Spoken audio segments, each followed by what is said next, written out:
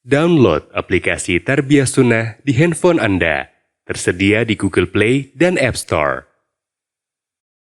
Bismillahirrahmanirrahim. Assalamualaikum warahmatullahi wabarakatuh. Alhamdulillahilladzi hadana lihada wa ma kunna linahtadiya laula an hadana Allah. Wa ashhadu an la ilaha illallah wahdahu la syarika lah. Wa ashhadu anna Muhammadan abduhu wa rasuluh. Ya ayyuhalladzina amanu taqullaha haqqa tuqatih wa la tamutunna illa wa antum muslimun wa ba'd. Hadirin jamaah Masjid Al-Mukarramah Bandung yang Allah muliakan, para pendengar radio Tarbiyah Sunnah Bandung dan radio-radio lain yang ikut gabung, para pemirsa beberapa stasiun TV dan para netizen di mana saja Anda berada. Alhamdulillah kita berjumpa untuk membahas satu tema yang harus menyadarkan kita bahwa sikap kita di dalam menjalani hidup ini adalah sikap yang bijak, sikap yang berakal, sikap yang didasarkan kepada rasio dan akal yang sehat. Kebanyakan kita lebih mengejar dunia dan melupakan akhirat. Lebih cinta kepada dunia daripada memperhatikan akhirat. Lebih menomorsatukan kepentingan dunia dengan melalaikan akhirat. Karena itulah maka tak heran apabila kebanyakan dari kita mengalami stres, depresi, penderitaan, keresahan, kegelisahan, dan yang sejenisnya. Karena begitulah efek negatif dari orang yang lebih mengejar dunia, lebih mendahulukan dunia daripada akhirat. Berkata Rasul sallallahu alaihi wa alihi wasallam, "Man kanatid dunya hammahu." Siapa orang yang menjadikan dunia ini sebagai cita-citanya, farraqallahu amrahu, maka Allah akan cerai-beraikan urusannya. Allah akan membuat dia itu memiliki banyak urusan.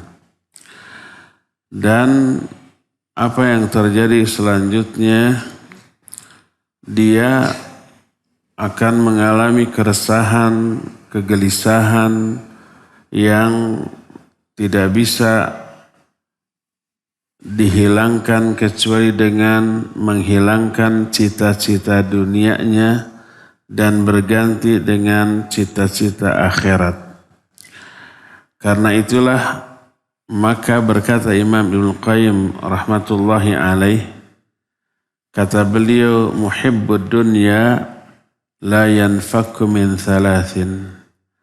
Orang yang cinta dunia ini tidak akan terlepas dari 3 hal. Apa 3 hal yang selalu mengikuti, menempel ketat dalam kehidupan orang yang memburu dunia atau yang mencintai dunia? Pertama, hammun lazimun. Kedua, ta'bun daimun. Ketiga, hasratun la tanqadi.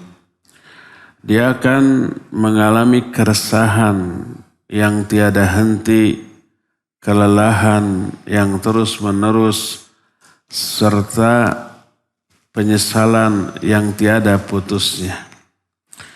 Itu yang akan teralami oleh orang-orang yang mencintai dunia. Berkata Rasul alaihi salatu wassalam, "Man kanatid dunya hammahu, farraqallahu alaihi amrahu, wa ja'ala faqrahu baina aynayhi, wa lam ya'tihi minad dunya illa ma kutiba lahu." Siapa orang yang menjadikan dunia sebagai cita-citanya, Allah akan cerai-beraikan urusannya. Maksud cerai-beraikan, Allah akan memberikan kepada dia banyak urusan dari berbagai macam kepentingan, dari berbagai macam segi. Segi ekonomi jelas, segi sosial, segi politik. Dalam berbagai macam aspek dia akan memiliki banyak urusan. Wa ja'ala faqrahu baina ainaihi, Allah akan selalu menyebabkan kefakiran selalu terbayang di kedua matanya. Walam ya'tihi minad dunya illa ma kutibalah, padahal dunia tidak akan mendatanginya kecuali sebatas yang telah Allah tetapkan untuknya. Jadi orang-orang yang mencintai dunia dan mengejar dunia itu akan mengalami keresahan, depresi, tidak fokus, sehingga merusak akhiratnya. Karena itulah maka tak heran apabila Allah menerangkan karakter manusia terhadap dunia dengan berbagai macam ungkapan. Pertama, manusia itu sangat mencintai harta. Wa tuhibbuna malan hubban jamma. Dan kalian mencintai harta dengan kecintaan yang sangat.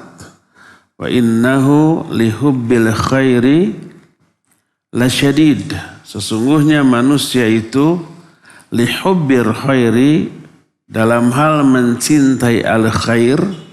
Al-khair di sini maksudnya adalah harta. Lasyadid, benar-benar amat sangat kuat. Karena itulah mereka lebih memperhatikan dunia daripada akhirat. Bal tu'thirunal hayatad dunya wal akhiratu khairu wa abqa. Kata Allah, bahkan kalian lebih mengutamakan dunia, padahal akhirat jauh lebih baik dan jauh lebih abadi. Allah pun mengancam orang-orang yang seperti itu di dalam Al-Quranul Karim. Kata Allah, "Man kana yuridul hayatad dunya wa zinataha, nuwaffi ilaihim a'malahum fiha wa hum fiha la yubkhasun. Ulaika alladhina laysa lahum fil akhirah illa an-nar, wa habita ma sana'u fiha, wa batilu ma kanu ya'malun." Siapa orang yang lebih menginginkan dunia dan kemewahannya, kami akan berikan kepada mereka, dan sedikit pun mereka tidak akan dirugikan. Tapi mereka lah orang-orang yang tidak akan memperoleh bagian apa-apa di akhirat kecuali neraka. Dan wahabita ma sana'u, gugur semua amal yang mereka lakukan, wa batilu ma kanu ya'malun, dan batilah apa-apa yang telah mereka amalkan selama di dunia ini. Akibat dari mencintai dunia yang melebihi akhirat, maka mereka pun banyak menjual agamanya demi kepentingan dunia. Makanya rusaklah agama mereka karena ditukar dengan kehidupan dunia. Berkata Rasul sallallahu alaihi wasallam tentang bahaya terhadap harta, bahaya kecintaan terhadap harta yang akan merusak agamanya. Dalam salah satu hadis yang diriwayatkan oleh Imam Muslim, beliau bersabda, "Ma dhi'bani ja'i'ani ursila fi ghanamin bi afsada laha min hirsil mar'i 'alal mali wasyaraf lidinihi." Dua ekor serigala yang lapar yang dilepaskan kepada satu ekor kambing. Dua ekor serigala, dua-duanya lapar, memburu satu ekor kambing. Ini bahaya apa tidak? Pasti bahaya lah. Kambing itu bisa habis loh. Bisa diburu, diterkam, dimakan, bisa habis. Paling tulang belulang yang tersisa. Itu bahayanya banget. Dua ekor serigala yang lapar sangat merusak kepada seekor kambing. Tapi kata Nabi SAW, dua ekor serigala yang dilepaskan kepada satu ekor kambing tidak lebih berbahaya dibanding ketamakan seseorang terhadap harta dan kekedudukan yang akan merusak agamanya. Agamanya akan lebih rusak oleh ketamakan orang terhadap harta dan kedudukan. Lebih parah kerusakannya dibanding rusaknya seekor kambing oleh dua ekor serigala yang lapar. Makanya Nabi SAW dalam hadis yang juga sahih riwayat Imam Muslim menyatakan, "Ya'ti 'alan nasi zamanun." Akan datang kepada manusia satu zaman. Di zaman itu la yubalil mar'u min aina akhadhal ma' amin halalin aw min haramin. Di zaman itu orang sudah tidak peduli lagi apakah dia mengambil hartanya dengan cara yang halal atau dengan cara yang haram. Dia enggak peduli lagi. Itulah penyakit cinta dunia yang berakibat dia terhina dalam pandangan manusia. Kalau sudah cinta dunia akan muncul penyakit yang menyebabkan dia menjadi seorang pengecut, yaitu takut terhadap kematian. Dan ini pernah diungkapkan oleh Nabi SAW dalam hadis sahih riwayat Imam Abu Daud dari Thauban. Berkata Rasulullah SAW, "Yushiku an tada'a alaikul umam kama tada'al akalatu ila qas'atiha." Tak lama lagi akan datang satu masa di mana kalian ini akan dikeroyok oleh bangsa-bangsa lain. Taubahnya seperti sekelompok orang yang rakus mengelilingi satu hidangan, satu makanan. Orang itu semuanya gembul, semuanya RW 06. Apa RW 06? Rewog, mengelilingi satu hidangan.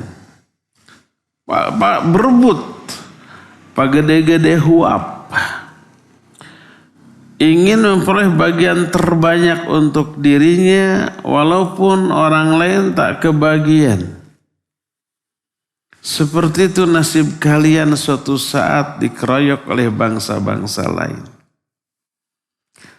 Para sahabat bertanya, "Amin qillatin nahnu yawma idzin ya Rasulullah?" Apakah hal itu disebabkan karena kami minoritas, sedikit ya Rasulullah? Mereka banyak, kita sedikit, makanya serba dicaplok, serba diperebutkan. Apa kata Nabi SAW? "Bal antum yawma idzin katsir." Bahkan saat itu kalian mayoritas, kalian banyak. "Walakinnakum gutha'un ka gutha'is sail." Akan tapi kalian ini tak ubahnya bagaikan buih di lautan yang terbawa oleh arus air, oleh gelombang. Buih itu kan banyak di tengah lautan. tapi enggak berpendirian. Kemana ombak membawa, ke sana dia pergi. Dihempaskan ke pantai, hilang, muncul lagi dari tengah lautan. Dibawa lagi oleh gelombang, hempaskan lagi ke pantai, hilang. Buih itu enggak memiliki keinginan dan kemampuan untuk bertahan dari arus atau berjalan ke arah yang mereka kehendaki. Tidak. Pokoknya ikut arus saja. Nah, itu sikap kaum muslimin di suatu masa. Dan masa itu sudah lama teralami, sudah lama terjadi dan masih terjadi sampai sekarang. Mayoritas umat Islam mengikuti arus globalisasi. Apa yang datang dari negara yang dianggap maju selalu diikuti kan, seburuk apapun itu teh ya. Itulah karakter kaum muslimin saat itu. Apa yang terjadi? Wala yanzi'annallahu fi mahabbata fi suduri aduwikum. Allah akan mencabut rasa takut dari dada musuh kalian terhadap kalian. Musuh gak akan lagi takut terhadap umat Islam walaupun jumlahnya banyak. Kalau zaman baheula itu 1000 kilometer jaraknya Nabi dan pasukannya bergerak, itu musuh itu sudah gemetar. Musuh itu sudah takut. Orang kafir lebih takut kepada kaum muslimin daripada kepada Allah. Allah menyatakan, la antum asyaddu rahbatan fi sudurihi minallah. Kalian ini benar-benar lebih ditakuti dalam dada-dada mereka daripada Allah Subhanahu wa ta'ala.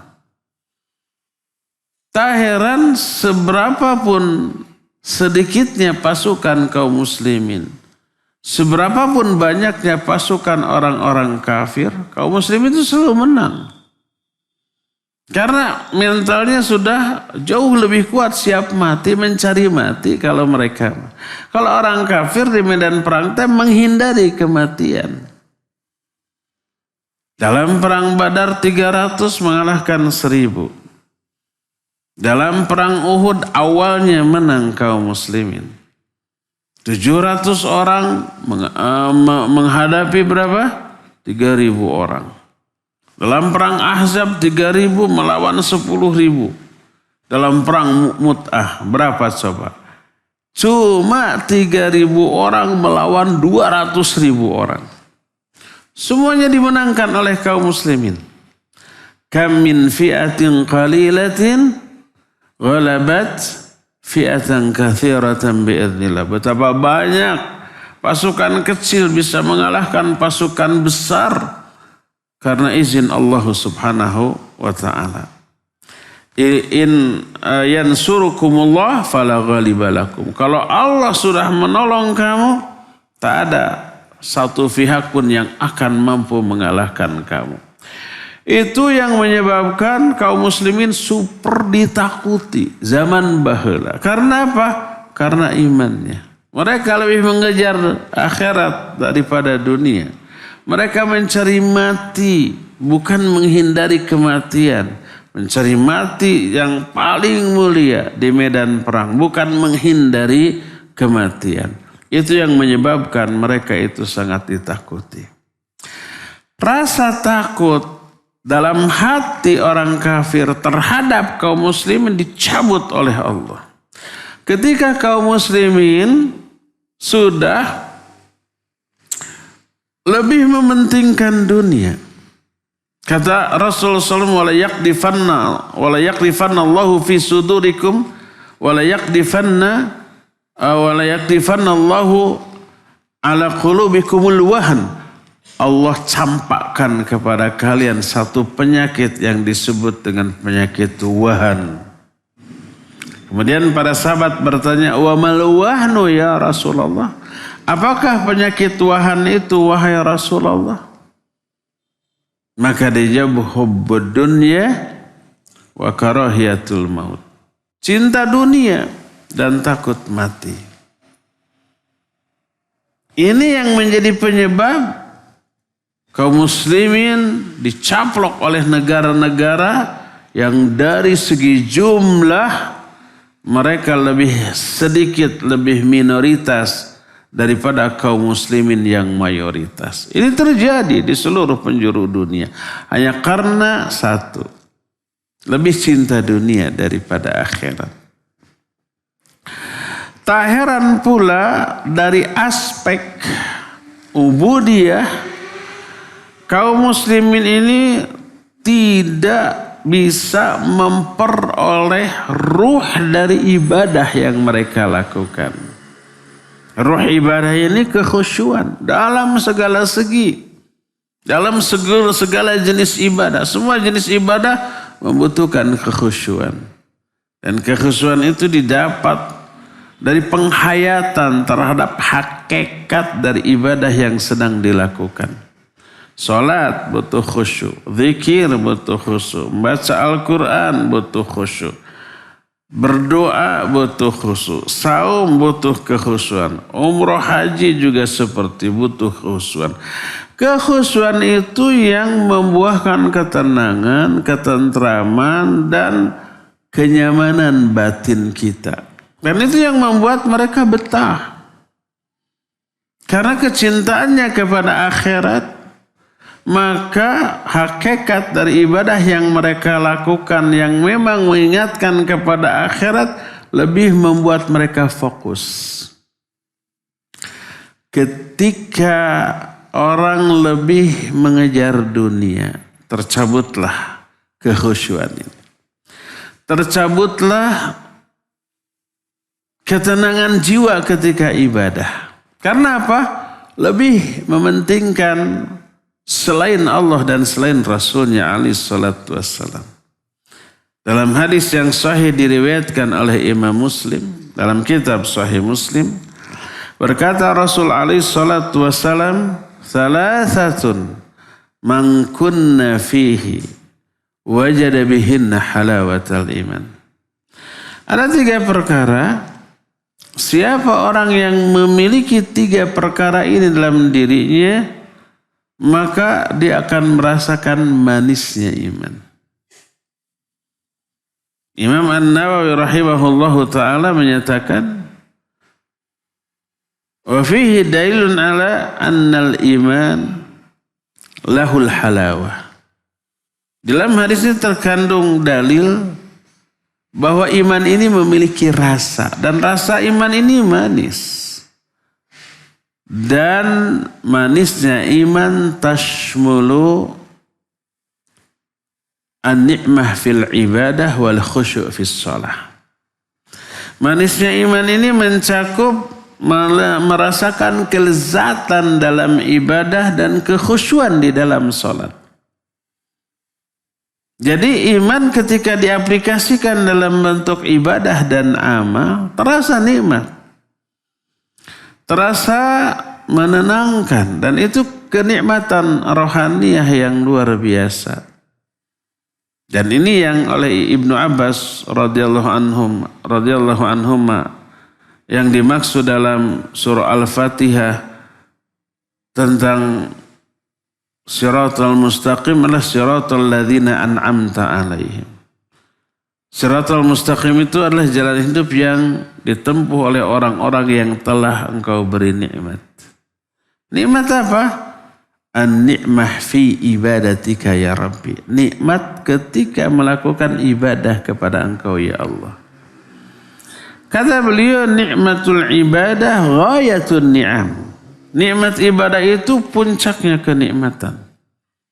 Tak ada yang senikmat ibadah dibanding seluruh jenis kenikmatan lain. Nikmat makan ketika lapar, nikmat minum ketika haus, nikmat istirahat ketika lelah, nikmat tidur ketika ngantuk. Itu semua nikmat terkalahkan oleh nikmat ibadah yang dilakukan oleh seorang mukmin. Itu manisnya iman. Kata Nabi SAW, siapa yang memiliki 3 perkara dalam dirinya, dia akan memperoleh manisnya iman. Dia akan merasakan kelezatan ibadah, kekhusyuan di dalam beribadah. Salah satunya dan yang pertama adalah kata Rasul sallallahu alaihi wasallam, ayyakunallahu wa rasuluhu ahabba ilaihi mimma siwahuma. Kalau Allah dan Rasulnya lebih dia cintai daripada yang lainnya. Salah satu aplikasi lebih mencintai Allah dan Rasulnya adalah lebih mendahulukan akhirat. Lebih memprioritaskan perintah Allah daripada keinginan hawa nafsu. Lebih menomorsatukan apa yang Allah cintai daripada yang dicintai oleh hawa nafsu. Nah ini, ketika ini tidak ada, orang lebih cinta dunia dengan melanggar larangan Allah SWT. Nanti sebenarnya ada rincian tapi tidak akan dijelaskan sekarang. Bukti-bukti seseorang lebih mencintai Allah dan Rasulnya. Apa saja? Salah satunya ada lebih mendahulukan syariat Allah daripada hawa nafsunya. Ketika orang melanggar larangan, mengabaikan perintah, berarti dia lebih mencintai dunia dan isinya. Allah azab itu. Dengan beragam azab di dunia sebelum di akhirat.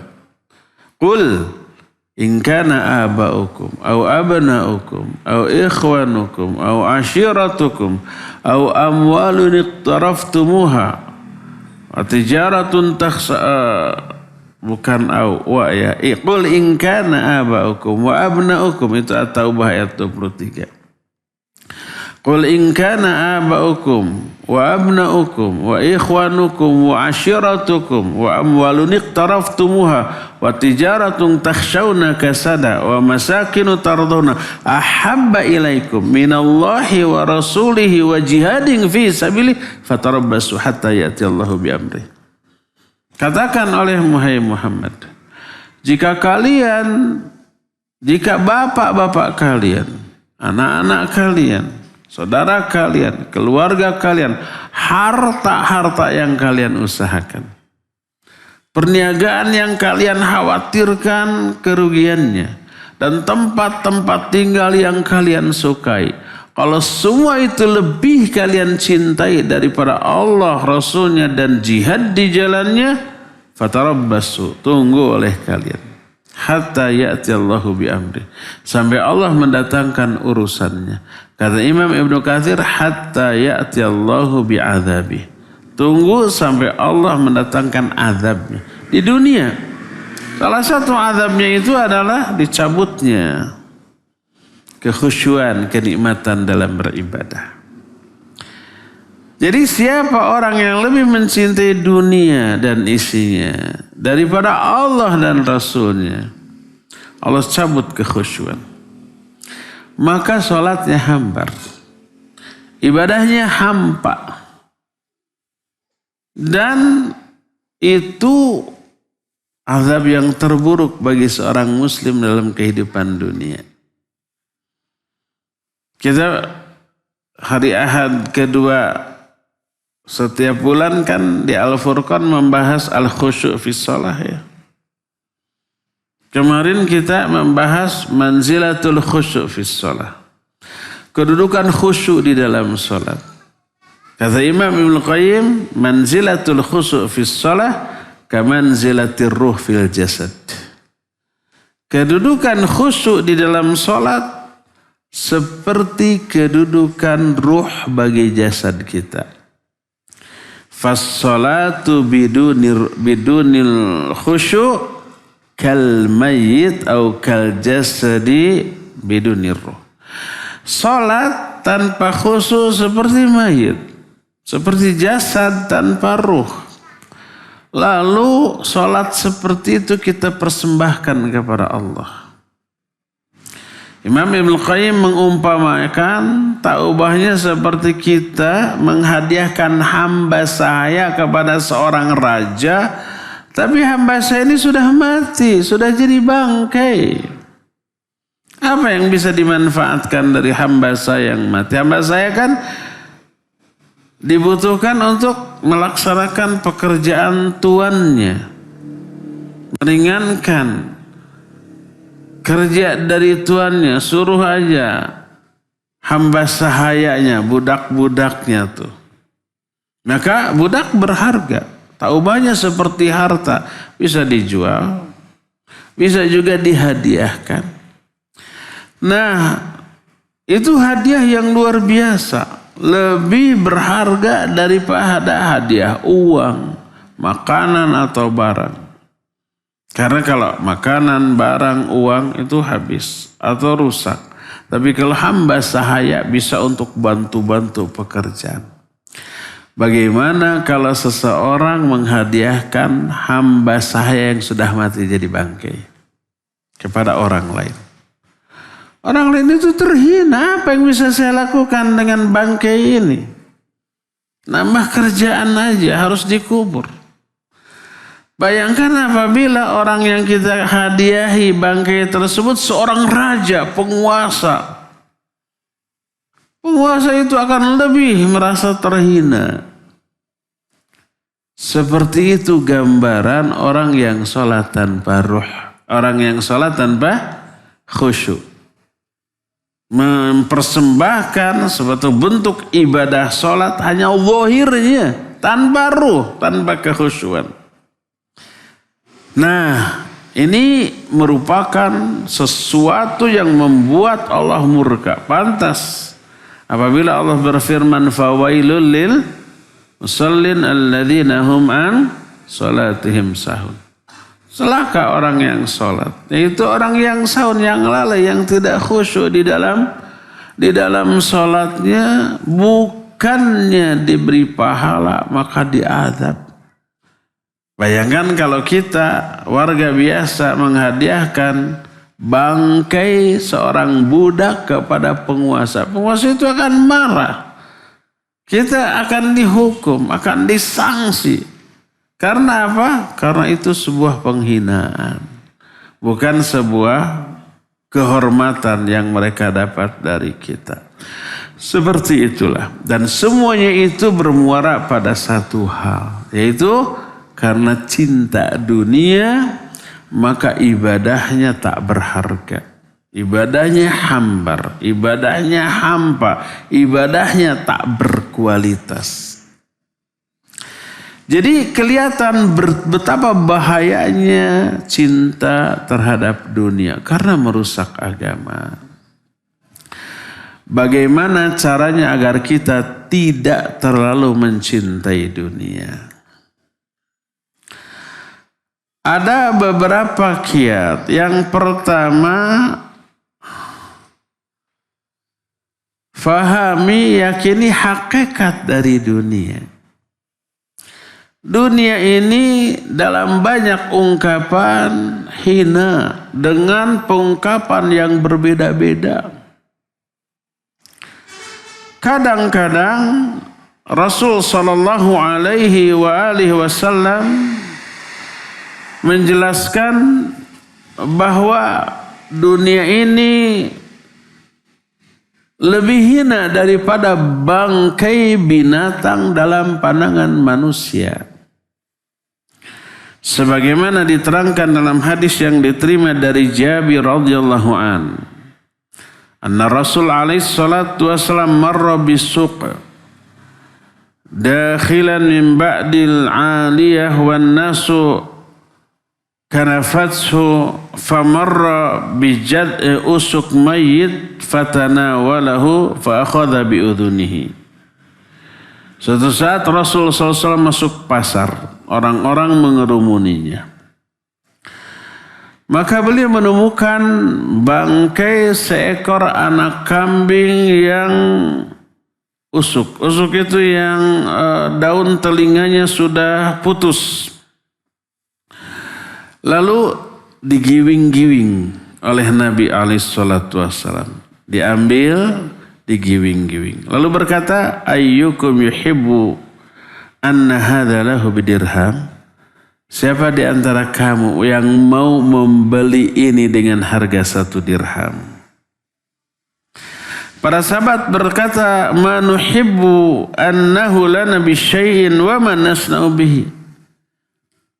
Kata para sahabat, kami tidak ingin membeli ini dengan apapun. Apa yang bisa kita lakukan dengan bangkai ini?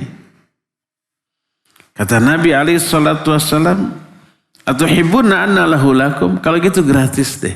Ngasih, nggak perlu apa? Beli dengan 1 dirham. Apa kata para sahabat? Wallahi law kana hayyan kana fihi aiban. Fa kaifa wa huwa mayyit? Wahai Rasulullah, demi Allah, seandainya anak kambing ini masih hidup, dia punya aib, nggak berharga. Apalagi dia sudah jadi bangkai. Gak ada yang mau. Apa kata Nabi SAW? Fawallahi lad dunya ahwanu ala Allahi min hadha lakum. Demi Allah, dunia ini lebih hina dalam pandangan Allah dibanding kehinaan bangkai ini dalam pandangan kalian. Kita sangat terbebani oleh bangkai binatang yang mau diberikan kepada kita. Apa bebannya? Harus ngurus. Harus dibuang, harus dikubur. Nggak bisa dibuang begitu aja ke tempat sampahnya. Bisa bau, bisa menyebarkan penyakit gitu. Harus dikubur. Nggak ada yang bisa dimanfaatkan. Nggak ada harganya. Bahkan jadi beban. Hina sekali. Kata Nabi SAW, dunia ini lebih hina dalam pandangan Allah dibanding kehinaan bangkai tersebut dalam pandangan kalian. Ini yang pertama. Kedua, kadang-kadang diungkapkan dengan yang lebih hina lagi daripada itu. Dunia ini oleh Nabi SAW diumpamakan bagaikan apa? Bagaikan kotoran manusia. Sebagaimana sabda Nabi SAW, kata beliau, inna mat'am ibni Adam ju'ila mathalan lid dunya wa in qarrahahu wa mallahahu fanzuru ila ma yasir. Sesungguhnya apa yang dimakan oleh anak Adam itu perumpamaan yang pas untuk dunia. Sekalipun oleh manusia dikasih bumbu, dikasih garam, dikasih penyedap rasa, setelah dimakan, coba nanti kalau keluar berubah jadi apa? Nah, yang keluar dari perut kalian itu perumpamaan yang pas untuk dunia. Suatu saat seorang sahabat berjumpa dengan Nabi SAW, sahabatnya namanya Hudair. Berjumpa oleh Nabi SAW ditanya, ma akalta hadha sabah ya Hudair? Apa yang engkau makan pada pagi tadi ya Hudair? Dia menjawab, akaltul halib wal laban, akaltu halib wal laham. Saya makan susu dan daging. Berarti orang ini orang berpunya nih. Daging sama susu. Lalu Nabi SAW bertanya, thumma yasiru ila madha? Kemudian daging susu yang kamu makan tersebut itu nanti akan berubah jadi apa setelah keluar dari perutmu? Dijawab, thumma yasiru ila ma qad alimta. Dia akan berubah menjadi sesuatu yang engkau sendiri sudah tahu lah. Nggak perlu disebut ya, terlalu vulgar gitu. Apa kata Nabi SAW? Fawallahi inna hadha ju'ila mathalan lid dunya. Demi Allah, sesungguhnya kotoran manusia tersebut merupakan permisalan yang pas untuk dunia ini. Tak ada seorang pun di antara kita, apapun yang dia makan, yang mahal, daging kambing umpamanya, cimontong umpamanya, apalagi sih yang enak. Bagi saya hanya dua itu, nggak ada lain. Bala-bala. Tapi setelah kita ke WC keluar, sayang nggak? Itu kambingnya. Apa begitu? Itu semontong. Atau udah mules tahan lebar si montong. Apa begitu? Enggak. Dan ketika dikeluarkan, dilirik pun nggak mau. Ya, udah di flash begitu aja, dibanjur begitu, tidak dilirik. Saking apa? Hinanya, tak berharganya. Seperti itulah gambaran dunia dalam pandangan Allah Azza wa Jalla, dan itu yang harus ditanamkan dalam diri setiap manusia. Berdasarkan hal itulah, maka tidak boleh kita lebih memprioritaskan dunia karena hinanya dunia tersebut, sampai-sampai kata Rasul sallallahu alaihi wasallam, "Lau kanatid dunya ta'dilu indallahi jana'a ba'udah ma saqa kafiran minha syurbata ma." Seandainya dunia ini ada harga menurut pandangan Allah, walaupun seharga yang sebanding dengan sehelai sayap seekor nyamuk. Kalau dunia ini dalam pandangan Allah punya nilai sebanding dengan sehelai sayap seekor nyamuk. Padahal sayap seekor nyamuk juga menurut kita tidak ada harganya ya. Jangankan seekor, dengan nyamuknya sekalian sekarung. Ada harganya? Mungkin ada dipakai pakan burung gitu berennya. Ada lumayan lah. Seandainya dunia ada harganya, walaupun sebanding dengan sehelai sayap seekor nyamuk, niscaya Allah tidak akan memberikan kepada orang kafir walaupun seteguk air, setetes air. Kalau itu ada harganya. Karena tidak ada, karena dunia ini kotoran manusia, sehina bangkai binatang. Allah tanpa sayang, tanpa lebar, Allah kasih ke orang-orang kafir yang durhaka, yang menentang aturannya. Ada orang kafir yang kaya? Banyak. Yang terkaya rata-rata kafir. Tidak semua yang kaya kafir. Ada orang muslim yang kaya. Tapi rata-rata kafir. Diberikan oleh Allah. Karena apa? Karena tidak memiliki nilai apa-apa. Maka kekayaan bukan ukuran kemuliaan yang Allah berikan kepadanya. Bukan. Maka tidak boleh bagi kita untuk merasa takjub, wah gitu ya, terhadap orang karena kekayaannya, karena jabatannya, karena kekuasaannya, karena apa? Karena itu bukanlah simbol dari kemuliaan. Bukan wujud, bukti dari kemuliaan yang Allah berikan kepada manusia. Bukan karena itu manusia dimuliakan oleh Allah. Inna akramakum indallahi atqakum. Sungguhnya orang yang paling mulia di antara kalian di sisi Allah adalah orang yang paling takwa, bukan paling kaya, bukan paling berkuasa. Makanya tidak boleh kita takjub kepada orang karena kekayaannya, atau karena banyaknya anak, atau karena kekuasaannya. Karena apa? Karena hinanya dunia atau harta yang Allah berikan kepada mereka. Tapi kan membuat orang senang, membuat orang bahagia. Kan gitunya rata-rata. Orang mencari kesenangan itu dengan cara mencari sebanyak mungkin uang, dengan uang senang. Ya, ada nilai kesenangan. Tapi lebih banyak nilai azabnya di dalam harta. Apa dikira orang yang berharta itu bahagia? Stres mereka loh. Dan itu azab yang Allah berikan melalui hartanya. Sebagaimana firman Allah dalam Al-Quran surah At-Taubah ayat 55. Kata Allah Azza wa Jalla,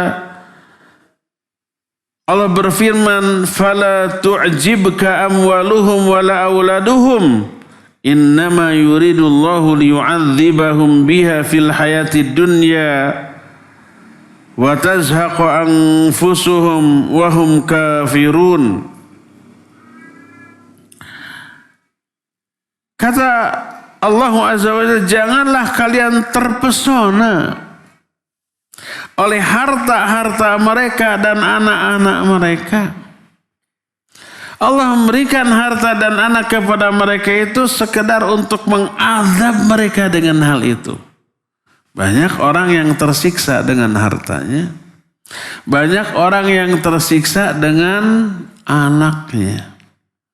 Anaknya sukses.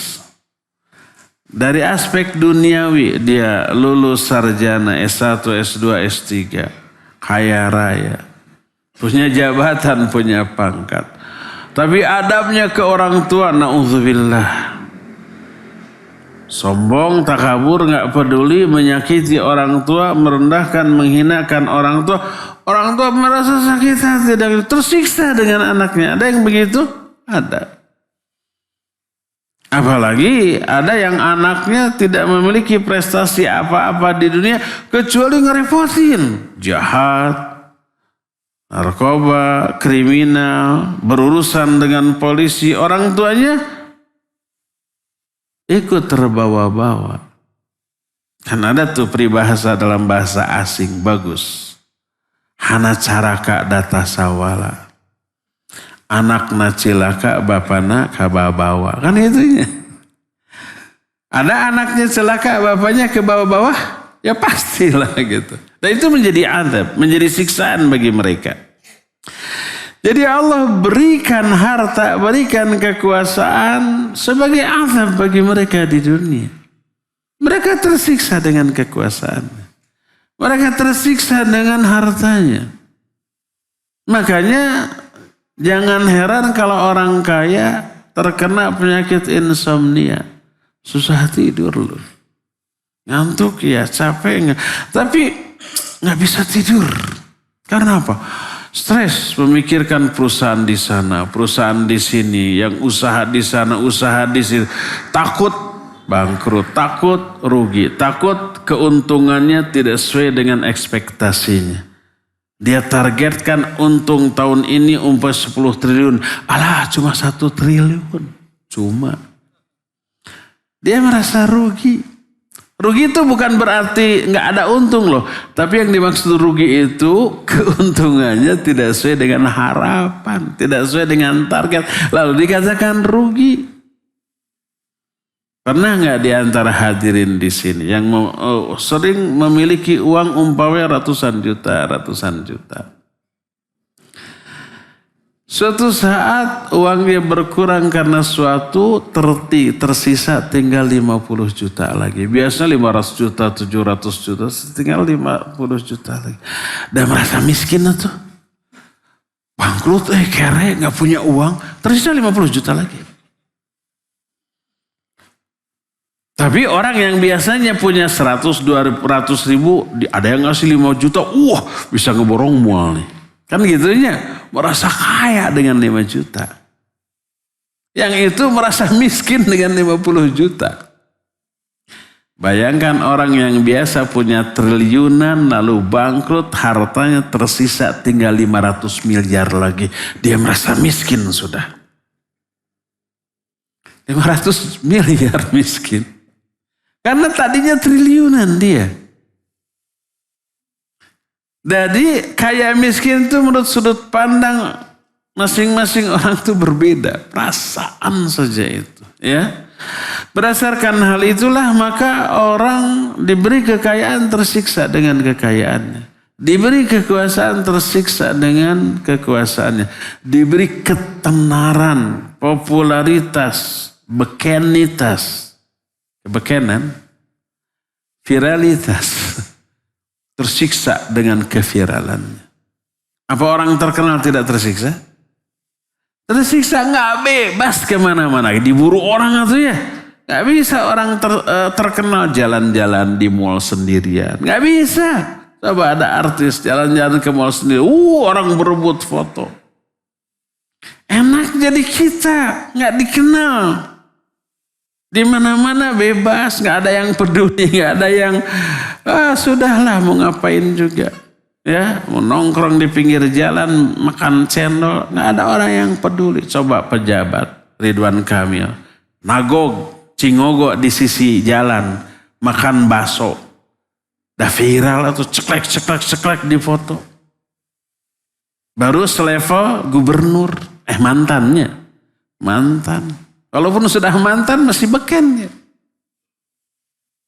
Coba nagog di sisi jalan. Viral tuh. Kita mah ngagoler di sisi jalan kayak mulai naon.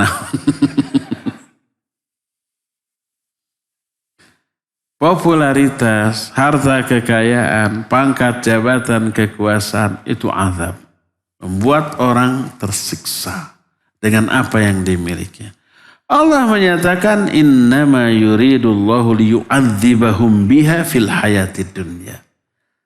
Allah hanyalah menginginkan untuk mengadab mereka dengan harta tersebut dalam kehidupan di dunia.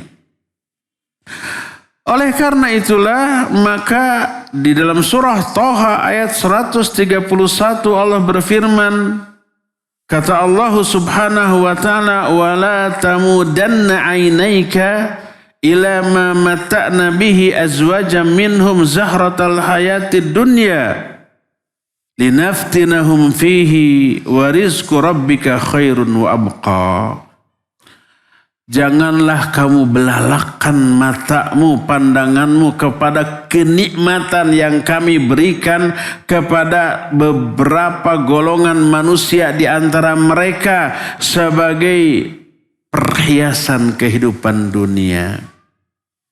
Apa kata Allah? Linaftinahum fi, sebenarnya kami ingin mengadab mereka dengan hal tersebut. Lalu Allah menyatakan wa rizqu rabbika khairu wa abqa. Rizki dari Allah itu yang lebih baik dan lebih abadi. Makanya berkata Rasul sallallahu alaihi wasallam kepada Umar bin Khattab radhiyallahu an, yang tercetus seolah-olah kenapa orang yang durhaka kepada Allah hartanya melimpah. Tapi orang yang taat hartanya dialas. Hartanya dibatasi. Apa kata Nabi alaihi salatu wassalam? Beliau menyatakan amma tardu an takuna lahumud dunya walanal akhirah. Tidakkah engkau ridho kalau mereka itu diberikan dunia sedangkan kita akan diberikan akhirat? Mereka diberikan dunia, di akhirat nggak apa-apa. Kita diberi dunia walaupun ala kadarnya, tapi di akhirat Allah berikan semua yang kita inginkan. Walahum fiha ma walakum fiha ma tashtahi anfusukum walakum fiha ma tad'un. Di dalam surga itu kamu akan peroleh apapun yang kamu inginkan, apapun yang kamu minta akan kami berikan. Terus kenapa orang kafir itu diberikan dunia dengan takaran umumnya lebih rata-rata di atas orang muslim? Itu adalah balasan yang disegerakan dari kebaikan-kebaikan mereka. Orang kafir ada kebaikannya? Ada. Mereka berjiwa sosial, menolong, dan seterusnya. Allah balas kebaikan mereka di dunia dengan harta, dengan jabatan, dengan pangkat, dengan popularitas, dengan kesenangan yang semu di dunia. Supaya di akhirat Tidak memperoleh apa-apa lagi. Yang tersisa hanya dosa. Makanya apabila ada orang kafir di akhir hayatnya nih mau mati nih, ternyata ada kebaikan yang belum Allah balas di dunia. Padahal sebentar lagi mau mati, maka Allah mudahkan kematiannya. Dan itu sebagai balasan atas kebaikan yang tersisa yang belum terbalas. Allah mudahkan matinya kelihatan tenang, tidak menderita, tidak mengalami sakaratul maut, kemudian terlihat matinya tenang. Itu akhir balasan Allah terhadap kebaikan terakhir yang belum terbalas sebelum kematian.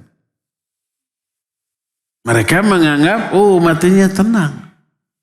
Lalu di kuburannya ditulis RIP, rest in peace. Istirahat dalam damai. Disangkanya di sana istirahat, padahal babak belur. Maka berkata Rasul alaihi salatu wasallam kepada Umar ibn Khattab, "Au fi syakin anta ya ibn al-Khattab, ulaika qaumun ujilat lahum taibatuhum fil hayatid dunya." Apa masih ada keraguan dalam hatimu wahai Ibnu Khattab? Kenapa mereka diberi kekayaan kalian tidak? Mereka lah orang-orang yang kebaikan-kebaikannya Allah segerakan balasannya dalam kehidupan di dunia ini dalam bentuk harta tadi. Nah, itu yang menjadi penyebab orang-orang kafir itu diberikan kekayaan tanpa batas. Kita melihat angka kekayaan mereka itu takjub sampai tek-tean gitu ya. Jangankan tek-tean MM-an atau ratusan juta saja kita sudah takjub. Umumnya kita belum pernah memegang atau memiliki ratusan juta. Ini tek-tean. Kalau ada orang yang punya puluhan juta aja kita sudah takjub. Apalagi miliaran, apalagi tek-tean, triliunan. Ini kata Rasul sallallahu alaihi wasallam balasan atas kebaikan mereka. Tapi mereka enggak punya kebaikan toh. Mereka terus jahat. Kenapa dikasih harta juga? Nah, seandainya ada orang yang tetap durhaka, dalam kedurhakaannya itu dia tetap diberikan beragam kenikmatan ya, harta, kekuasaan atau jabatan, itulah yang disebut dengan istidraj. Dan ini berlaku tidak hanya kepada orang kafir tapi orang muslim. Kalau seorang muslim mengabaikan perintah Allah, melanggar larangan Allah, melakukan dosa dan maksiat, tapi hartanya terus mengalir, dia tertipu. Di mana tertipunya? Dia merasa harta yang terus mengalir itu adalah kemuliaan dari Allah, anugerah karunia dari Allah. Padahal dia ahli maksiat. Tapi hartanya dianggap anugerah atas kesolehannya, padahal salah, kan ada orangnya. Sholat subuh kesiangan, akhirnya tidak sholat dia. Zuhur lagi di tengah-tengah kerja, pas istirahat juga mending makan. Asar masih kerja tuh. Maghrib masih kena macet di jalan. Sampai di rumah Isya sudah lelah, tidak sholat. Besoknya subuh, pagi-pagi bikin statusnya apa? Bikin statusnya, semoga Allah melimpahkan rahmat, barokah dan karunia-Nya kepadaku hari ini. Baru saja dia nulis status ini, torojol. Ada pemberitahuan, notifikasi ke HP-nya. Baru masuk transfer 100 juta. Alhamdulillah, rezeki anak soleh. Padahal dia durhaka. Tertipu dia. Bahasa agamanya disebut dengan istidraj. Sebagaimana sabda Rasul alaihi salatu wassalam tentang orang seperti itu, idza ra'aitallaha yu'til 'abda minad dunya 'ala ma'asihi ma yuhibb fa innama huwa istidraj. Apabila engkau melihat Allah memberikan kepada seorang hamba harta dunia di tengah kemaksiatannya, dia memiliki atau memperoleh apapun yang dia sukai di tengah kemaksiatannya, fa innama huwa istidraj, maka itu adalah tipu daya. Istidraj bagi dia. Kemudian Rasul sallallahu alaihi wasallam membacakan ayat falamma nasu ma dzukiru bihi fatahna alaihim abwaaba kulli syai'in hatta idza farihu bima utu akhadnahum baghtatan fa idza hum mublisun. Ketika mereka melupakan peringatan yang Allah berikan kepada mereka, alias durhaka. Peringatan Allah abaikan. Perintahnya dilalaikan. Larangannya dilanggar. Maka fatahna alaihim abwaaba kulli syai', kami bukakan pintu-pintu rezeki bagi orang itu. Hatta idza farihu bima utu, sehingga apa mereka merasa bangga dengan apa yang mereka peroleh, akhadnahum baghtatan, kami azab mereka secara tiba-tiba, lalu fa idza hum mublisun, barulah mereka itu merasa putus asa. Itulah yang disebut dengan istidraj. Jadi jangan bangga dengan harta dan jangan merasa takjub kepada orang karena harta atau dunianya. Termasuk kekuasaannya, termasuk pangkatnya, termasuk jabatannya, termasuk popularitasnya, jangan takjub. Kenapa? Itu bukan bukti kemuliaan yang Allah berikan. Itu bukan simbol dari keagungan yang didapat oleh orang itu. Tapi itu sesuatu yang rendah dan hina yang Allah berikan kepada orang-orang sekalipun yang durhaka kepadanya. Kemuliaan milik Allah, milik Rasul, milik orang mukmin. Falillahil izzatu wali rasulihi walil mu'minin. Kemuliaan itu milik Allah, milik Rasulnya dan milik orang-orang mukmin. Allah akan berikan kemuliaan kepada orang-orang tertentu. Orang takwa, inna akramakum indallahi atqakum. Orang yang memuliakan Al-Quran, Allah akan muliakan dia. Innallaha yarfa'u qauman bihadzal kitab wa yadha'u bihi akharin. Allah akan muliakan satu kaum karena mereka muliakan Al-Quran ini. Allah hinakan kaum lain karena mereka mengabaikan Al-Quran ini. Jadi kemuliaan tidak didapat dengan harta, jabatan, pangkat, popularitas, tapi kemuliaan hanya bisa diraih dengan ketakwaan, dengan iman, dengan amal soleh, dengan mengakrabkan diri dengan Al-Quranul Karim. Inilah kiat yang pertama agar kita tidak terpikat kepada dunia, tidak selalu mengejar dunia, tidak peduli halal haramnya dunia. Pertama, yakini dunia ini hina. Dunia ini kotor. Dunia ini rendah.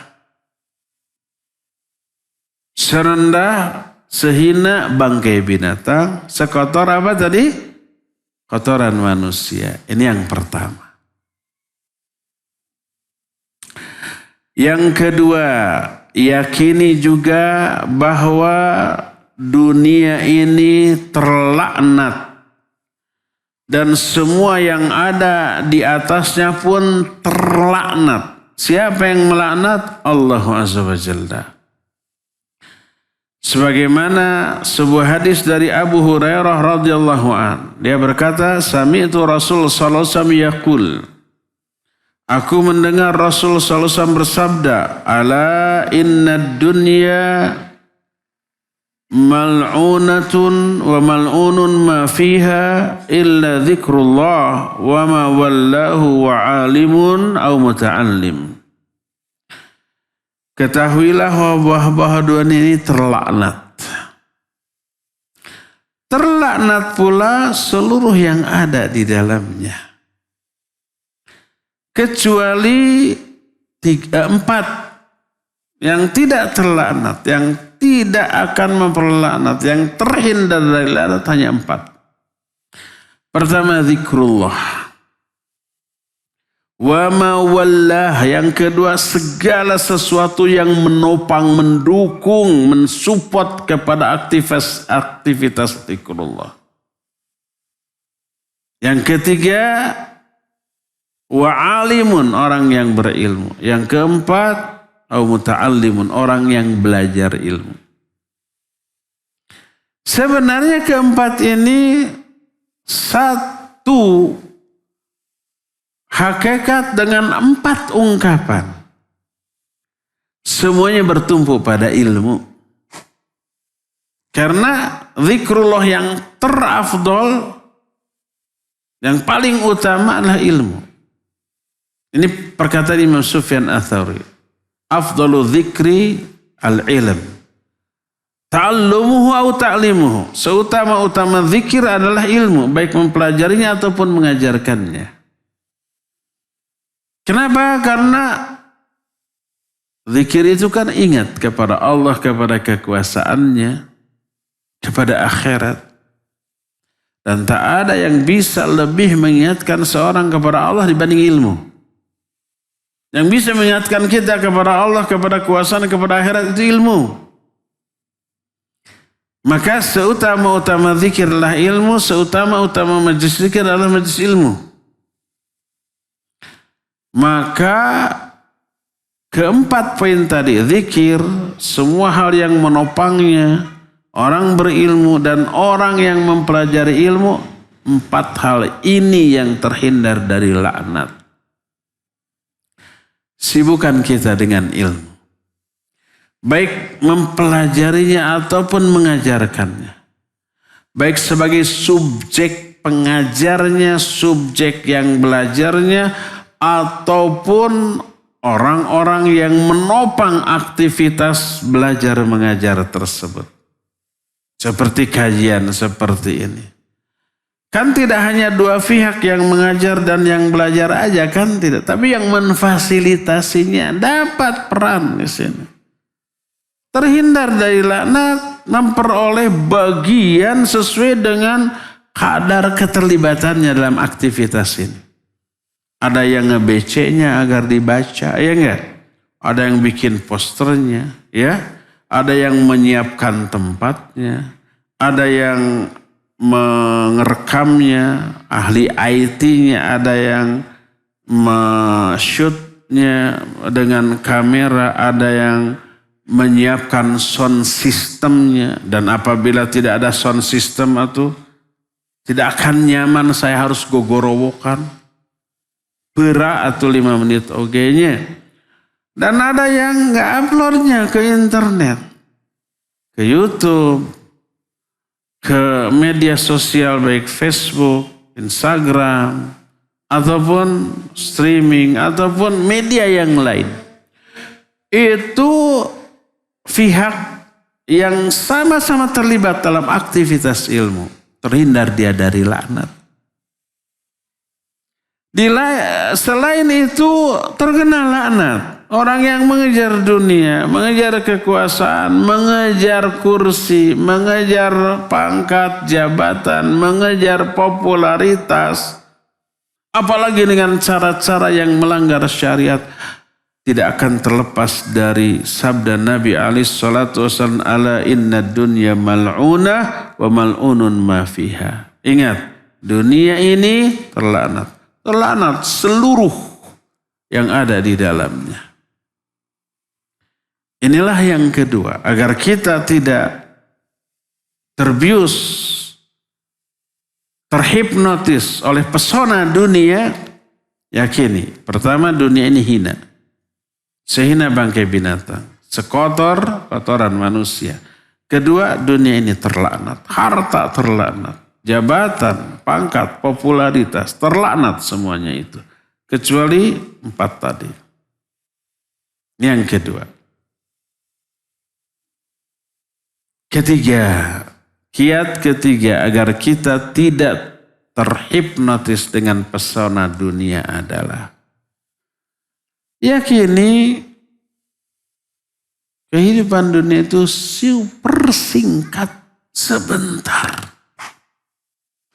Sebentar gimana puluhan tahun? Iya. Tapi coba bandingkan dengan kehidupan setelah kematian. Di dunia kita hidup berapa lama? Kata Rasul sallallahu alaihi wasallam, "A'maru ummati ma baina 60 ila 70." Umur umatku rata-rata 60 sampai 70 tahun. Tidak semuanya mencapai ini. Ada yang masih remaja sudah mati, bayi sudah mati ya.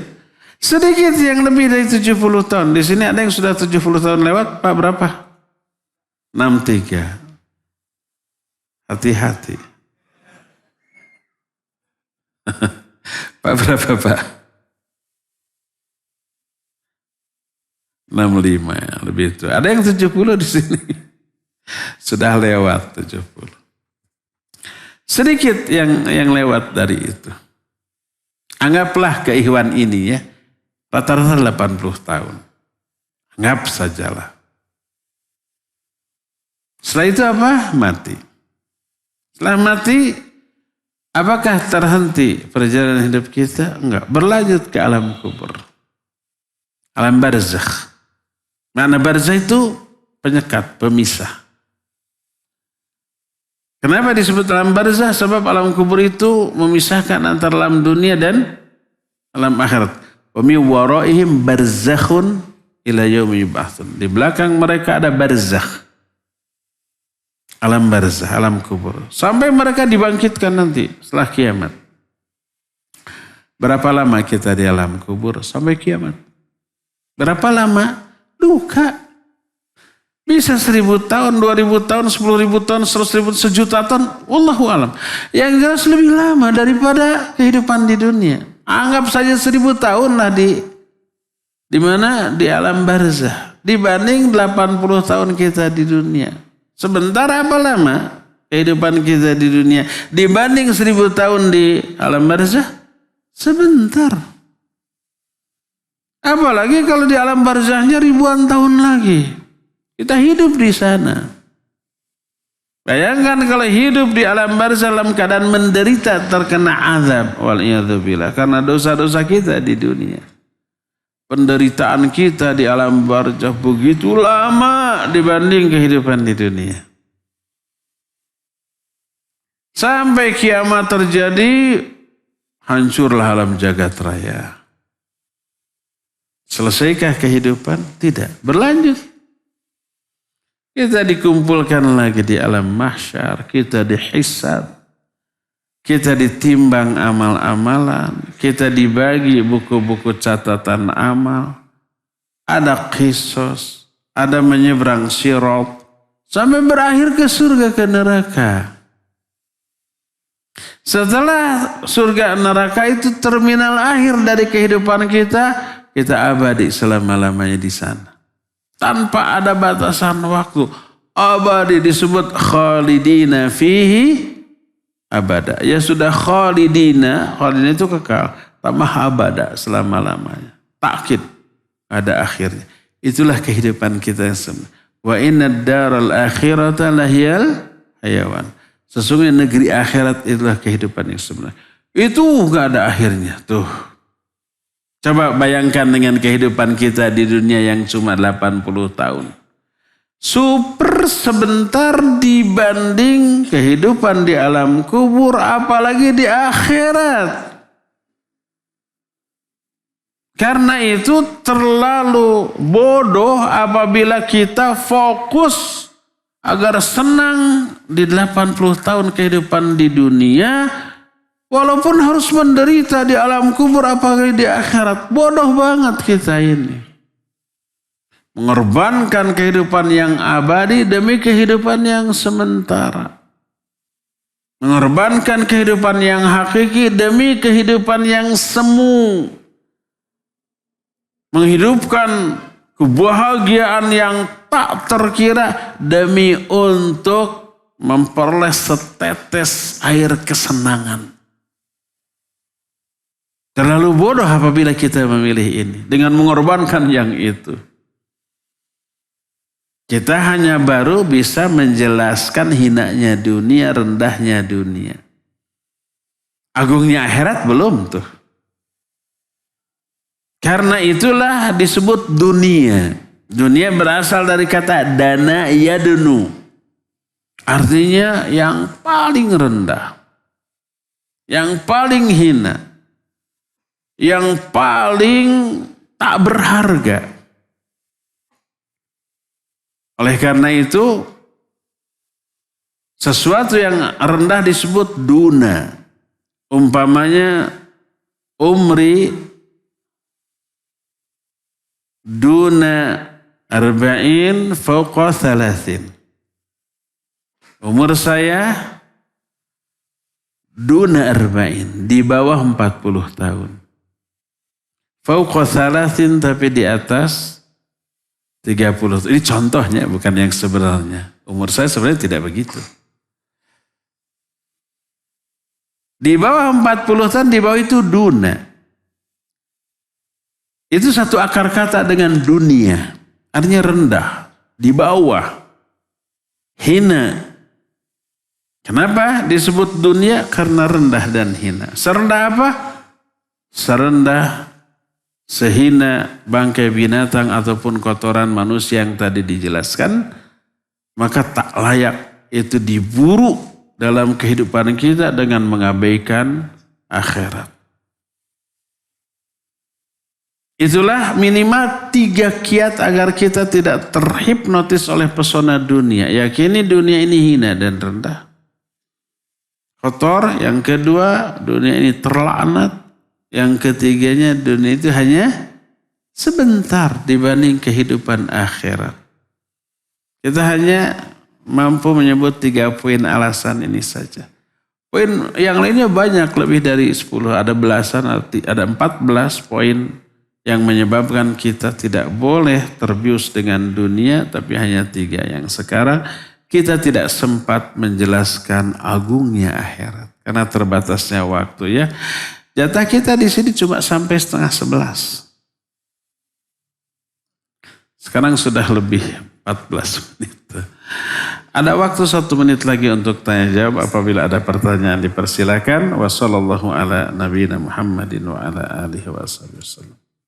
Bismillahirrahmanirrahim. Dunia demikian tak berharga. Namun kebahagiaan akhirat bila kita raih juga dengan dunia. Bisa kita raih juga dengan dunia. Bahwa muslim yang kaya atau mampu lebih baik daripada tidak mampu. Mohon pencerahan. Iya. Kita belum sampai ke poin itu. Seperti yang saya bilang, baru 3 poin yang menjadi alasan kita tak layak memburu dunia.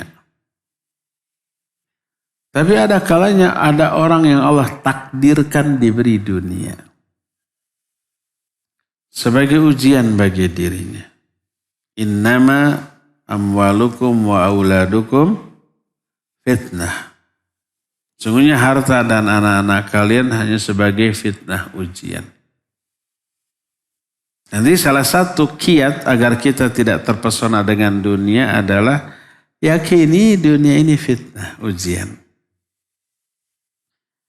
Sebagai fitnah, sebagai ujian, jangan sampai kita gagal di dalam ujian ini. Harus lulus. Gimana caranya agar lulus? Pertama, jangan simpan dunia dalam hati. Tapi simpan di tangan. Yang pertama, nanti ada penjelasan. Yang kedua, syukuri bahwa itu nikmat dan kebaikan. Ya Allah yang menyebut dunia dengan kebaikan. Karena ada sisi kebaikan dari dunia. Allah menyatakan wa innahu lihubbil khairi lasyadid. Allah menyebut dunia dengan al-khair dalam ayat ini. Surah apa itu? Surah Al-Adiyat. Wa innahu lihubbil khairi lasyadid. Sungguhnya manusia lihubbil khairi dalam hal mencintai al-khair. Al itu dunia. Disebut al-khair karena ada sisi baik dari dunia. Salah satu sisi baiknya adalah bila dipakai untuk sesuatu yang maslahat untuk dunia akhirat. Keluarkan zakatnya, infaknya, sodakohnya, dipakai tutulung kanu butuh, tatalang kanu susah, dipakai membiayai seluruh ibadah dan amal soleh, dakwah, fisabilillah dan seterusnya, ya. Itu. Jadi salah satu kiat agar kita tidak tertipu dengan dunia, yakini dunia ini sebagai fitnah. Sebagai fitnah, sebagai ujian, antisipasi secara benar. Dipakai untuk menunaikan hak-hak dari harta itu, kebaikan dan sebagai alat untuk meraih kebahagiaan hakiki di akhirat. Rinciannya nggak sempat kita jelaskan. Ustaz, kalau ada orang minjam uang, belum bayar keburu meninggal. Bila orang yang meminjami ingin membebaskan utangnya, apakah cukup niat dalam hati atau harus kasih tahu pada keluarganya? Kalau keluarganya tidak tahu, hanya dia nggak bilang-bilang, ada ya suami banyak hutang, istrinya nggak tahu. Ya bagus kalau suami begitu. Dia tidak ingin anak istrinya terbebani pikirannya. Biar dia yang bayar. Yang konyol istri berhutang suami nggak tahu. Tiba-tiba datang debt collector ke rumahnya. Nih bayar istrimu hutang. Wah pinjol. Berapa hutangnya? Sekarang belum terbayar 30 juta. Pinjamnya berapa? 3 juta. Bisa begitu pinjol tuh. Nah, ini konyol ya. Jadi kalau keluarganya tidak tahu, terus dia meninggal dan dia berhutang kepada kita, sedekahkan, infakkan. Tak perlu untuk memberitahu keluarganya, karena keluarganya nggak tahu. Tapi kalau keluarganya tahu dan itu menjadi beban pikiran kepada mereka, ya beritahu. Bilang bahwa ayah kalian tahu punya hutang ke saya, tapi sudah saya bebaskan. Plong itu. Pertama mereka akan berterima kasih, kedua mereka mendoakan. Doa ini yang menggedor pintu langit. Dengar oleh Allah kemudian dikabul. Ya Allah orang itu baik banget. Ayah saya hutang 3 triliun dilunaskan. Tambah rizkinya jadi 10 triliun ya Allah. Bisa begitu tuh ya. Jadi beritahukan ke keluarganya agar tidak menjadi beban dan agar memberikan kebahagiaan kepada mereka. Tapi kalau tidak ada yang tahu, udah bebaskan.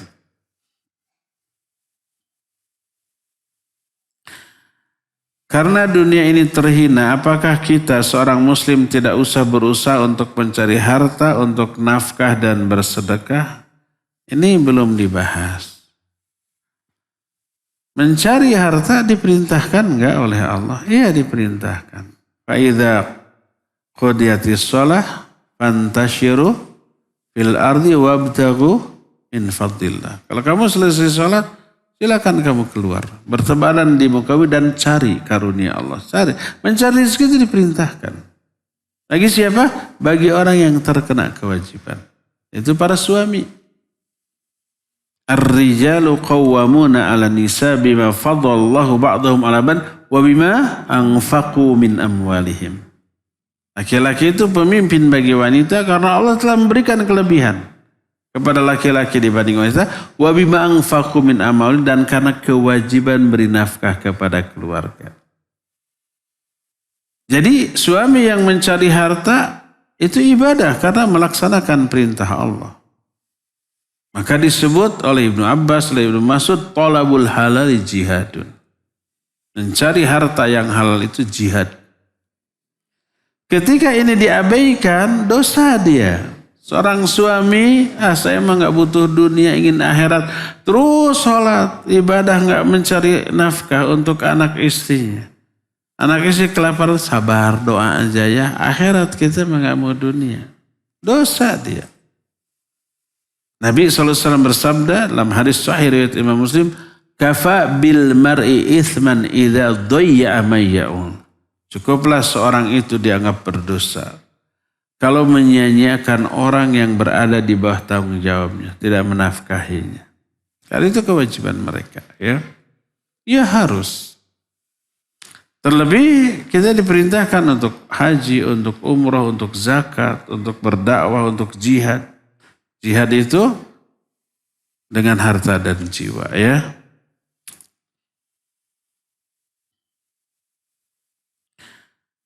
Saya punya saudara yang rajin sholat wajib dan sholat sunat. Rutin dilakukannya termasuk puasa sunat. Tapi mengapa saudara saya itu suka menimbun harta dan mengkhawatirkan kekayaannya? Tidak tahu kenapa.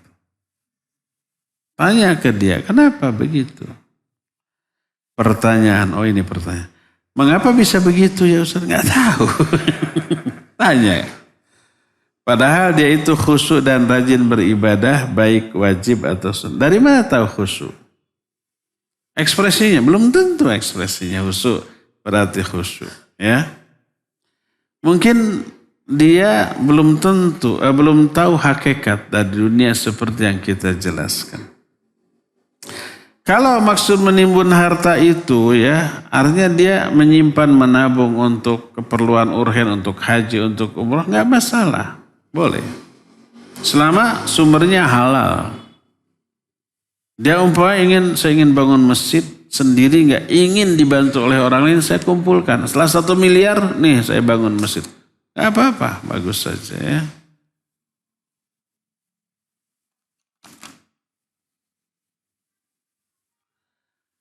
Bagaimana dengan mengejar dunia agar bisa mengejar akhirat? Boleh, bagus.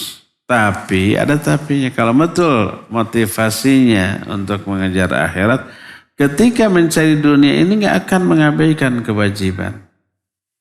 Jangan sampai seperti tadi. Subuh kesiangan, bangunnya jam 7, nggak sempat. Zuhur lagi kerja, asar masih kerja, maghrib masih macet di jalan, isya sudah kelelahan. Kok kamu sampai meninggalkan sholat?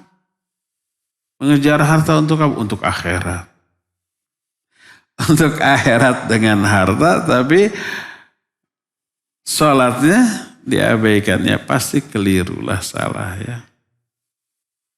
Fokus kepada kewajiban ya. Ketika mengejar dunia ada azan, berhenti dulu, sholat dulu. Ya boleh kalau seperti itu. Terakhir, jikalau harta dunia ini hina di pandangan Allah, terus bagaimana sikap muslim jika melihat harta yang berlebih kebutuhan pokoknya? Apa maksud Allah melaknat dunia dan seisinya? Ya kalau ada kelebihan, pertama banyak alternatif yang kita lakukan. Bisa kita infakkan, sedekahkan, bisa dipakai untuk kepentingan-kepentingan yang maslahat. Kedua, bisa disimpan, boleh, nggak apa-apa menyimpan. Selama haknya ditunaikan, kalau terkena zakat, keluarkan zakat. Infak, sedekah sudah, masih ada, disimpan. Untuk apa? Dengan niat nanti, untuk umroh, untuk haji. Tanpa menabung nggak bisa umroh, nggak bisa haji. Untuk apa lagi? Ya mungkin untuk menyekolahkan anak. Agar anak bisa pesantren tanpa harus membebani pihak pesantren. Kalau ke pesantren minta diskon, minta keringanan, tapi kalau sekolah umum berapa puluh juta pun dibayar. Tidak nunggak gitu. Nah demi kepentingan pendidikan anak-anak kita menabung, gak masalah. Karena niatnya untuk kebaikan. Ya, seperti itu, untuk akhirat dibolehkan. Cukup ya sampai di sini. Semoga Allah mempertemukan kita kembali di masa yang akan datang. Subhanakallahum bihamdik. Asyhadu an la ilaha illa anta astaghfiruka wa atubu ilaik. Walhamdulillahi rabbil alamin. Assalamualaikum warahmatullahi wabarakatuh.